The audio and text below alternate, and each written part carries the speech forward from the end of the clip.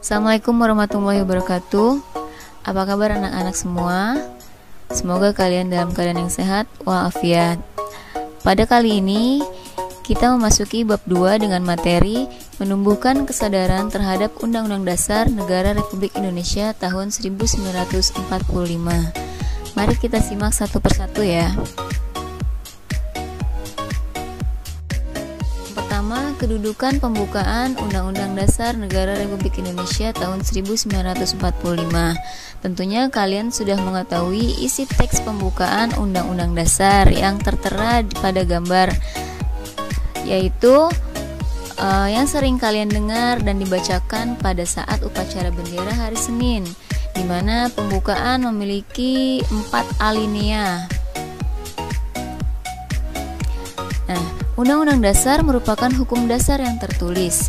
Sementara itu, ada juga hukum dasar yang tidak tertulis yang disebut dengan konvensi.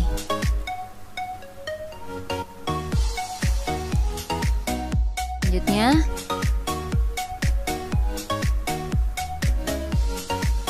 sebagai hukum dasar, Undang-Undang Dasar 1945 merupakan sumber hukum bagi peraturan perundang-undangan. Undang-Undang Dasar 1945 merupakan hukum tertinggi dalam tata urutan peraturan perundang-undangan di Indonesia. Nah, di gambar sudah terlihat tingkatan urutan peraturan perundang-undangan di Indonesia.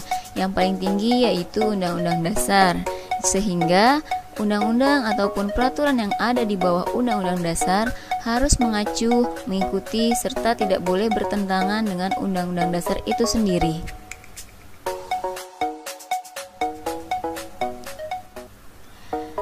Pembukaan memiliki hubungan yang erat dengan proklamasi kemerdekaan. Pembukaan juga memuat kaidah-kaidah yang fundamental bagi penyelenggaraan negara. Pembukaan merupakan bagian yang tidak terpisahkan dari Undang-Undang Dasar Negara Republik Indonesia tahun 1945.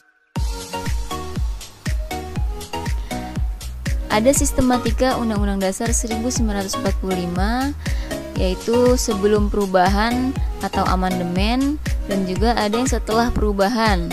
Yang sebelum perubahan terdiri atas pembukaan, batang tubuh atau pasal-pasal, serta penjelasan.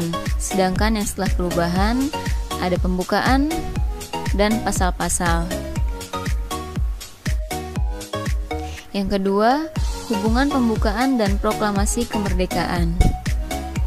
Proklamasi kemerdekaan memuat 2 hal pokok, yaitu yang pertama, pernyataan kemerdekaan bangsa Indonesia. Seperti yang dilihat di gambar, ada teks proklamasi kemerdekaan. Pada paragraf pertama berbunyi, "Kami bangsa Indonesia." Dengan ini menyatakan kemerdekaan Indonesia. Pada paragraf pertama ini memuat pernyataan kemerdekaan bangsa Indonesia. Sedangkan paragraf kedua yaitu bunyinya, hal-hal yang mengenai pemindahan kekuasaan dan lain-lain diselenggarakan dengan cara seksama dan dalam tempo yang sesingkat-singkatnya, yaitu berisi tindakan yang harus segera dilakukan dengan pernyataan kemerdekaan.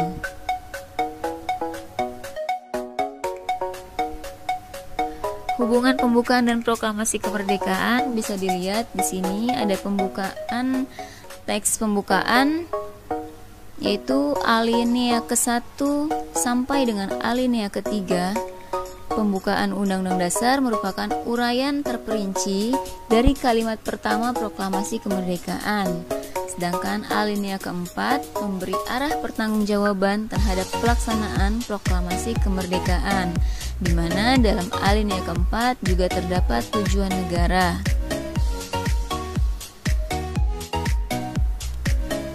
Pembukaan Undang-Undang Dasar 1945 dan proklamasi kemerdekaan merupakan satu kesatuan yang bulat.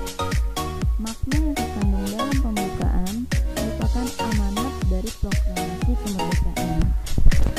Mengubah pembukaan Undang-Undang Dasar 1945 pada hakikatnya dapat membubarkan Negara Kesatuan Republik Indonesia.